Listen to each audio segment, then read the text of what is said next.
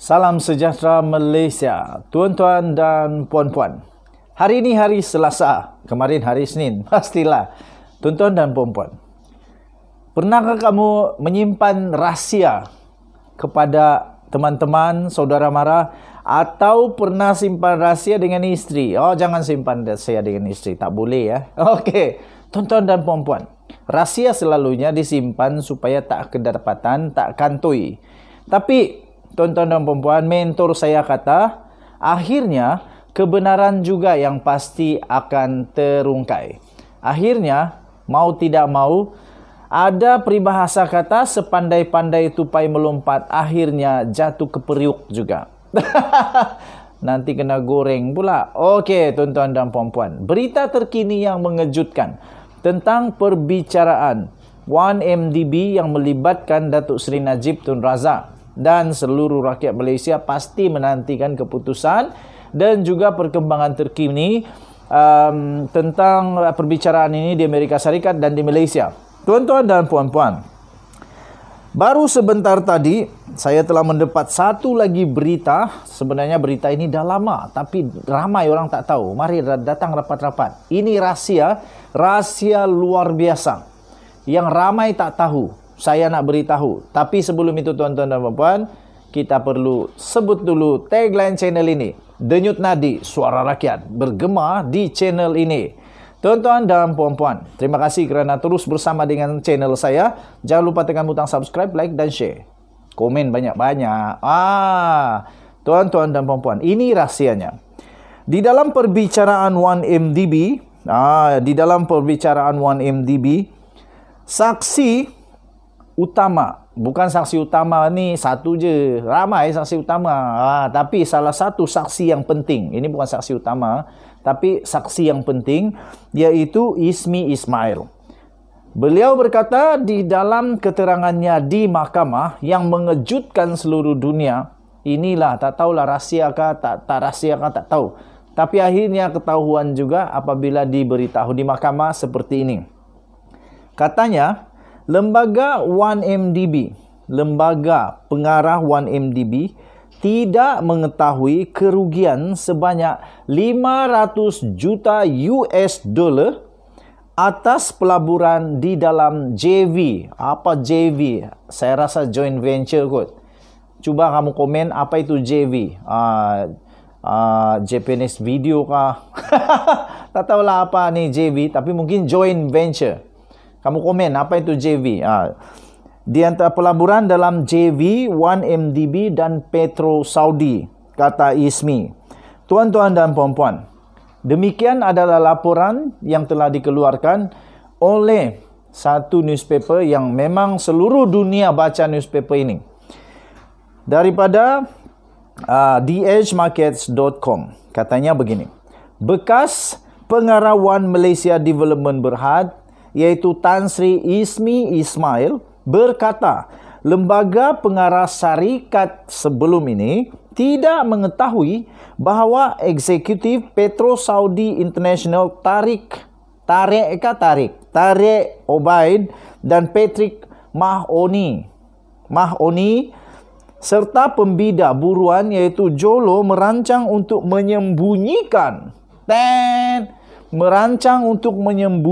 kerugian sebanyak 500 juta US dollar kepada 1MDB selepas mereka mencurahkan sebanyak 1 bilion US dollar ke dalam sebuah syarikat usaha sama. Wow, ini amat dahsyat tuan-tuan dan puan-puan. Bagaimana 500 juta boleh ditutup? Kata pepatah, bangkai gajah tak akan dapat ditutup dengan tisu basah. Tuan-tuan dan puan-puan, ketika memberikan keterangan dalam perbicaraan 1MDB di Mahkamah Tinggi pada Rabu iaitu 24 Mac, Ismi berkata lembaga itu pada masa itu tidak tahu. Lembaga pengarah tidak tahu apa-apa mengenai kerugian yang perlu ditanggung oleh One Malaysia Development Berhad. Peguam bekas Perdana Menteri iaitu Datuk Seri Najib Tun Razak, iaitu peguamnya Tan Sri Shafie Abdullah, telah bertanya kepada Ismi tentang kehilangan ini. memetik satu artikel daripada edisi mingguan The Edge di Malaysia bertarikh 18 Jun tahun 2018 yang lalu.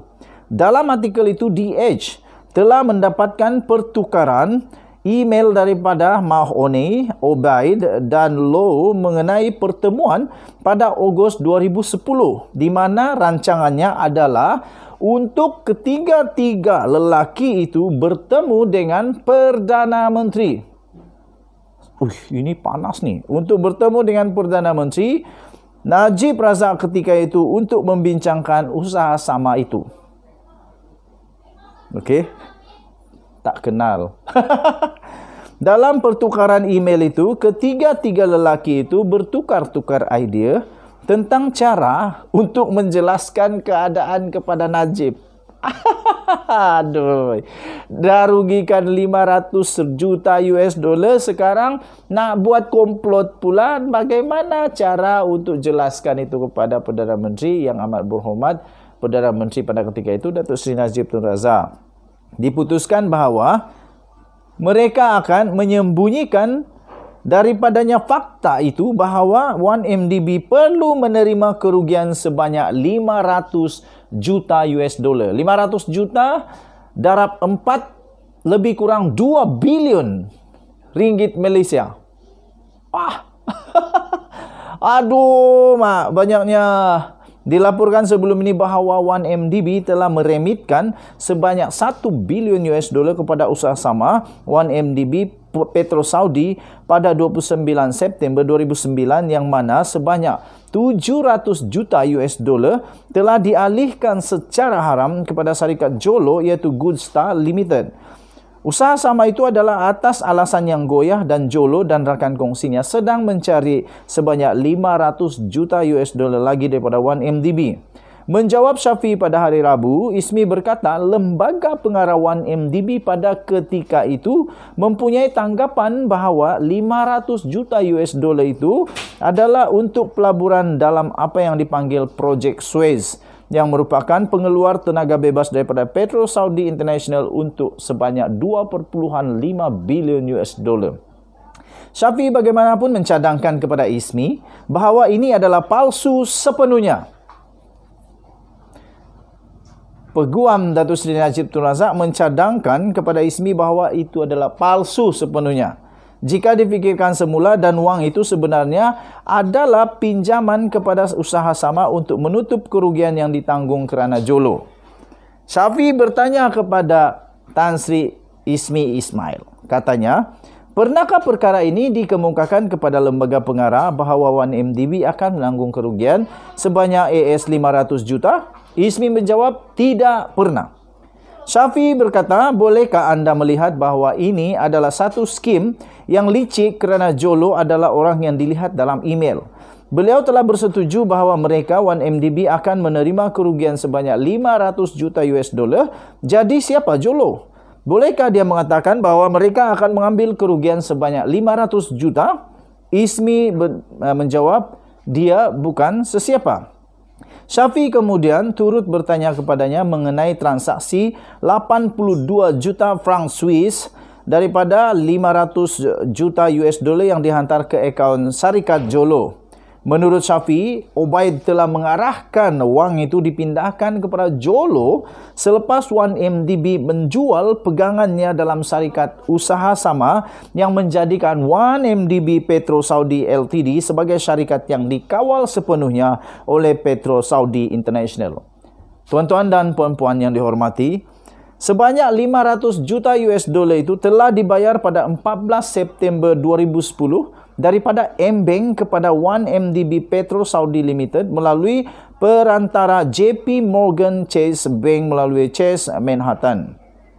Syafiee sebelum ini telah menunjukkan satu dokumen mahkamah di mana Obaid telah mengarahkan JP Morgan Chase untuk memindahkan sebanyak 82 juta francs ke dalam akaun peribadinya. Obaid kemudiannya meminta juru bank iaitu JP Morgan-nya untuk memindahkan lagi 82 juta francs daripada akaunnya ke akaun bank RBS Scouts Goodstar Limited di Zurich, Switzerland. Pemilik bermanfaat Goodstar ialah Jolo. Syafiee kemudian bertanya kepada Ismi tentang perkara ini. Syafi'i bertanya, kira-kira 82 juta. Lembaga tidak tahu perkara ini atau membenarkan ini dan tidak tahu wang yang disalahgunakan dengan cara ini. Ismi menjawab, ya. Tuan-tuan dan puan-puan, Najib Razak, Datuk Seri Najib Tun Razak, bekas Perdana Menteri Malaysia, 68 tahun menghadapi 4 pertuduhan menggunakan kedudukannya untuk mendapatkan rasuah berjumlah 2.3 bilion ringgit Malaysia daripada dana 1MDB dan 21 pertuduhan lagi pengubahan wang haram yang membangkitkan jumlah yang sama. Perbicaraan itu di hadapan Hakim Datuk Colin Lawrence Sikora bersambung pada Khamis. Tuan-tuan dan puan-puan, demikian laporan yang saya bacakan yang dipetik daripada dhmarkets.com. Tuan-tuan dan puan-puan, Denyut Nadi Suara Rakyat bergema di channel ini. Jangan lupa tekan butang subscribe, like dan share. Kita jumpa lagi. Bye-bye.